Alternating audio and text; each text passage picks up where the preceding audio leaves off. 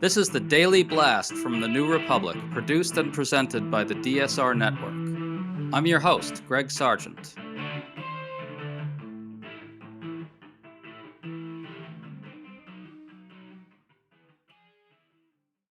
After American forces captured Venezuelan leader Nicolas Maduro and brought him to the United States to stand trial here, almost no Republicans spoke out in dissent.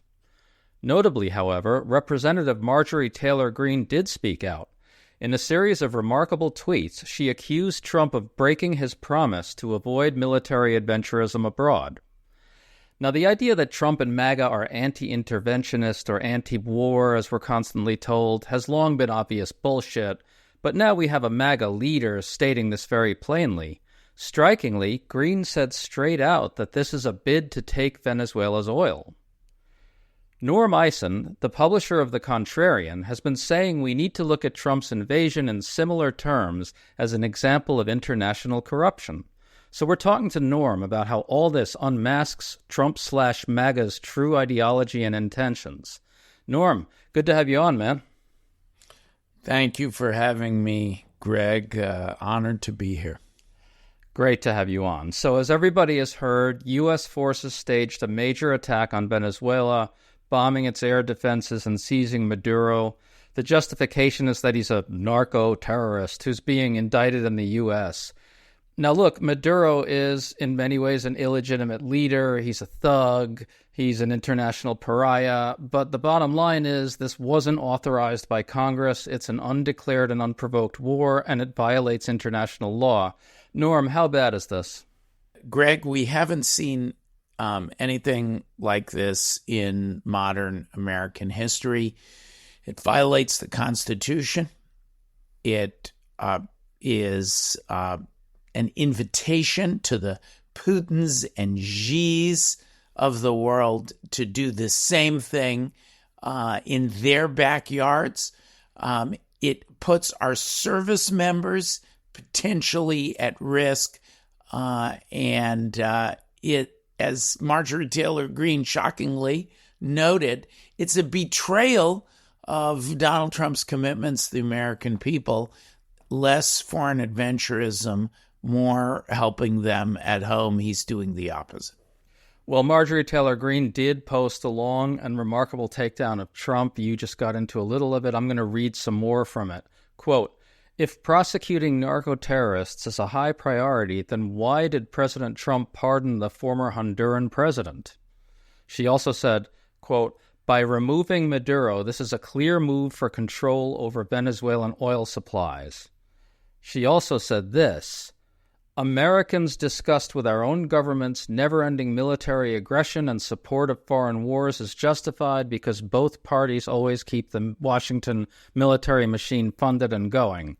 This is what many in MAGA thought they voted to end. Boy, were we wrong." Close quote. Norm, she's really not wrong about the betrayal of MAGA here, is she?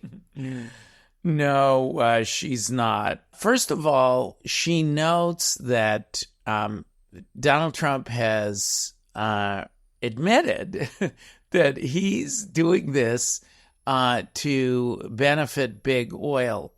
And Greg, she's hitting a note here where the right and the left actually have some common ground. The genuine right and the left, not Trump's party, which is all about the greatness of Trump, including supporting his corruption.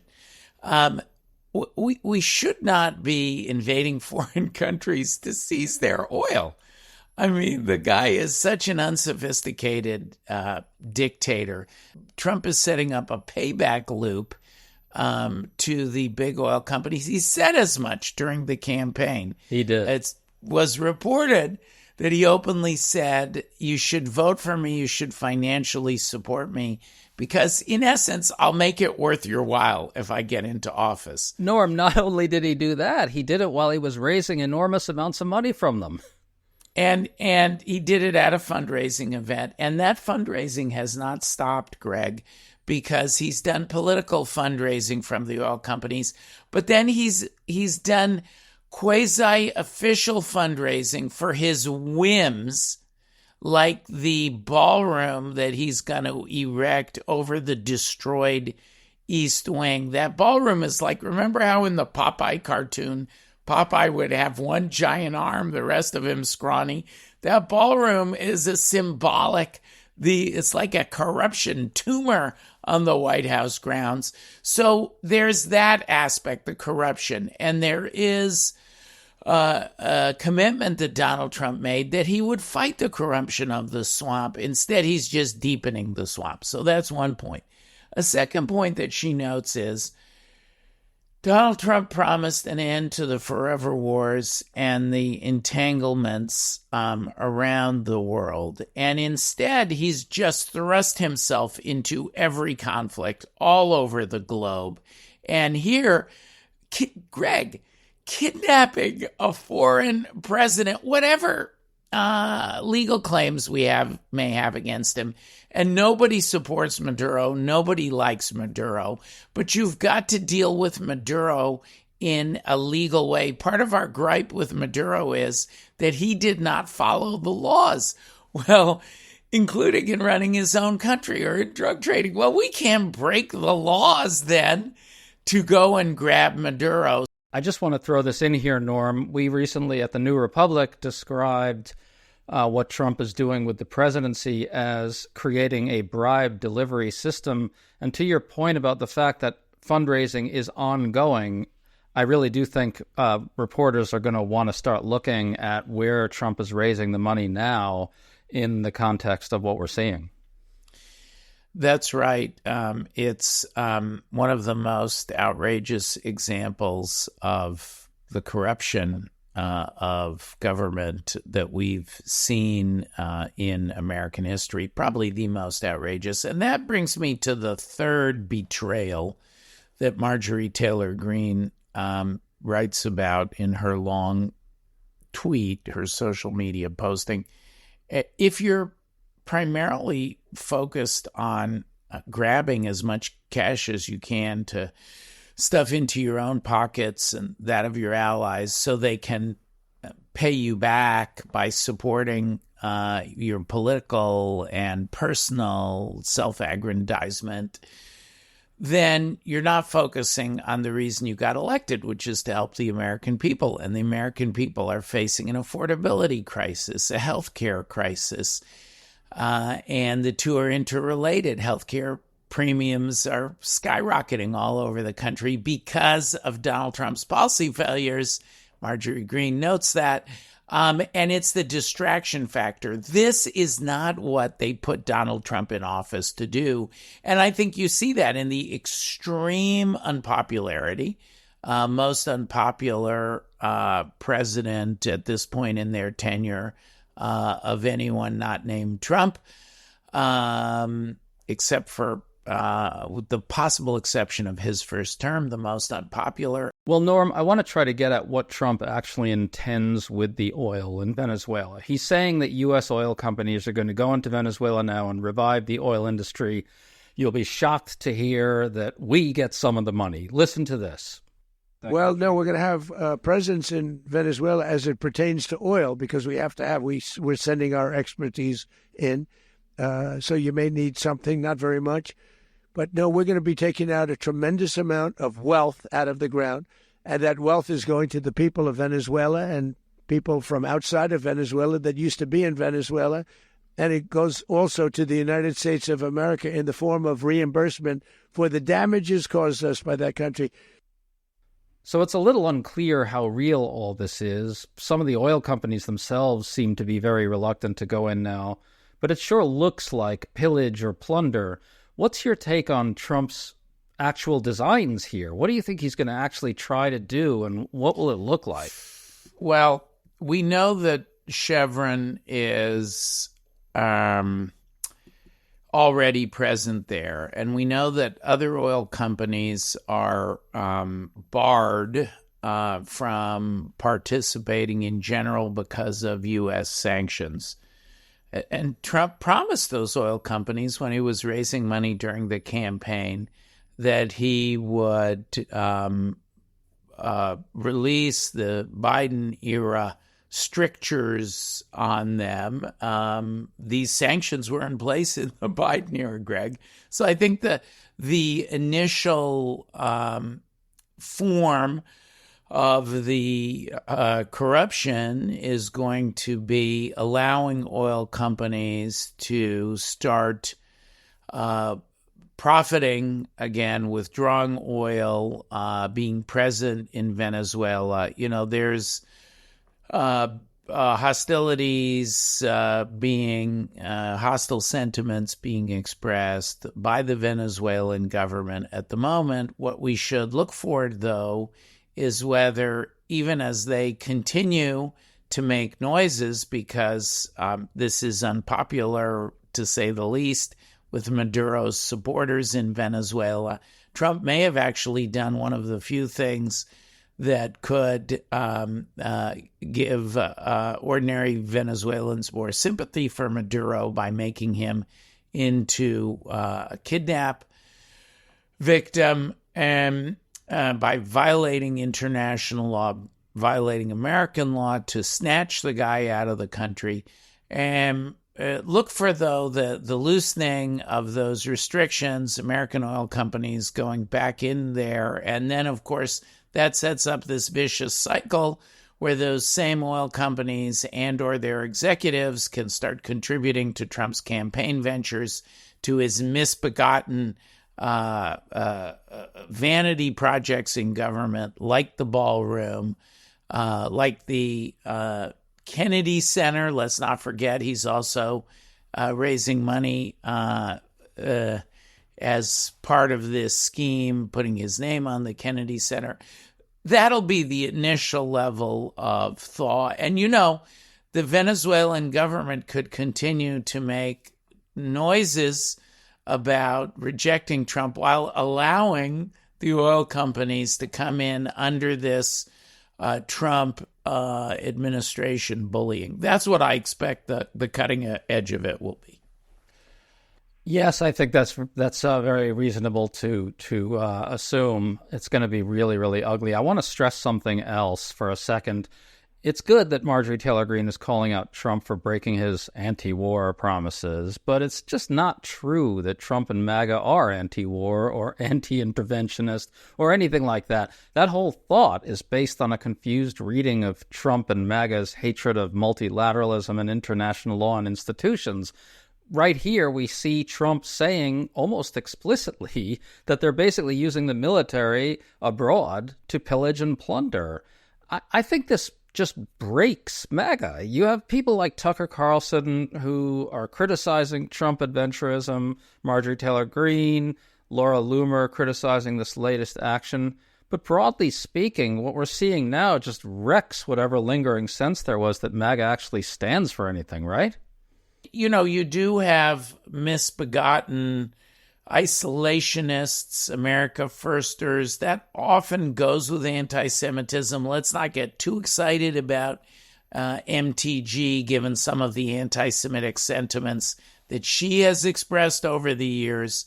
That strain of nativist isolationism is really contrary to American interests. It misunderstands our interests. The greatest thing that could have happened for our country, Greg, the thing that has powered American wealth, power, and safety since the end of World War II has been the establishment of international institutions that allow America to prosper and that create peace and prosperity around the world. We've helped lift billions out of poverty around the planet by anchoring the economy. It brings investment into our country. It makes the American dollar the currency of choice. It brings prosperity to the American people. I'm not saying it was perfect. I think you agree with me that we made mistakes in the neoliberal trade policies of the 1980s. We unduly sacrificed the American heartland. There's things we can do better. But it's been an extraordinary generation after generation of peace and prosperity for America when we can avoid adventurism like the Venezuelan adventure. Vietnam was an example of a needless fight that we picked that cost tens of thousands of American lives. Look at Vietnam today, Greg. They want to be a capitalist nation. They want to do business with us. So that's the global system anchored by America that Donald Trump is tearing to pieces. Right, no question. And the fact that we have, on a number of occasions, not lived up to the promise of this international order, to put it somewhat charitably, doesn't change your point, I think, at all. Just to close this out, Norm, this is an illegal, unprovoked war. You wear another hat as a legal advocate, and a Democratic House could take over in 2027 if Democrats win the midterms. What are you and your group doing, and what could Democrats do going forward about this? Well, at Democracy Defenders Action and our parallel 501c3 Democracy Defenders Fund, we've embarked on a series over 235 legal actions and matters to push back on Donald Trump's illegality. And Greg, I think it's very important not to take the illegality of the Venezuelan adventure. It's unconstitutional. Donald Trump can't do this without the permission of Congress. It's an act of war to grab the leader of another country. Not to take that in isolation, but look at the many cases that we have litigated where the courts have said what Donald Trump is doing is illegal. We and others have secured more than 200 court orders to that effect. Supreme Court just most recently said Donald Trump's domestic abuse of the military, his National Guard deployments are illegal. Many, many other examples. At Democracy Defenders Fund, we've started the process of pursuing the law licenses of the lawyers who are telling Trump and his cronies that all of this, including the boat strikes, is legal. It is not. You're not allowed to kill civilians in international waters. None of the legal predicates that are necessary in order to do that are there. And to the extent that that is the foundation now, and it has been the foundation for going into Venezuela, we're going to be pursuing the illegality there. So bar proceedings are one example of the kind of legal cases that you can bring. You find places where there's guardrails and you reinforce those guardrails. And so we've done that across the board. Norm, let me ask you, what do you expect if Democrats control the House? I think this is clearly impeachable. There's going to be a long list of things Trump could be impeached for. But that aside, for the moment, what do you expect a Democratic House to do about this kind of thing? The power of the House includes oversight and accountability. I expect that you'll see a rigorously prioritized list of the biggest scandals, biggest examples of corruption that have harmed the American people, and that the House will investigate those and issue subpoenas, have hearings, and enforce those subpoenas as needed. I do think, having worked on the impeachment of President Trump, the first impeachment, and then covered the second impeachment of President Trump for CNN, I think that you will see impeachment proceedings. It may be against cabinet members in the first instance. And the powers, investigative powers of the House are at their height. We've got an epidemic of corruption, this invasion to benefit oil companies so they can pay Donald Trump back is an example of that corruption, and it harms the American people. It puts our service members in harm's way, and these are profits that are being grabbed to benefit Trump and continue his corruption. This is not in the interests of Americans, and they hate corruption. They hate it. So expect consequences if the Democrats return to power in Congress. Well, I will say that this invasion of Venezuela and this illegal action does give Democrats a good argument, another good argument for putting them in charge of the House. I hope they make it. Norm Eisen, terrific to talk to you, man. Thanks so much for coming on. Thank you, Greg. Love being here.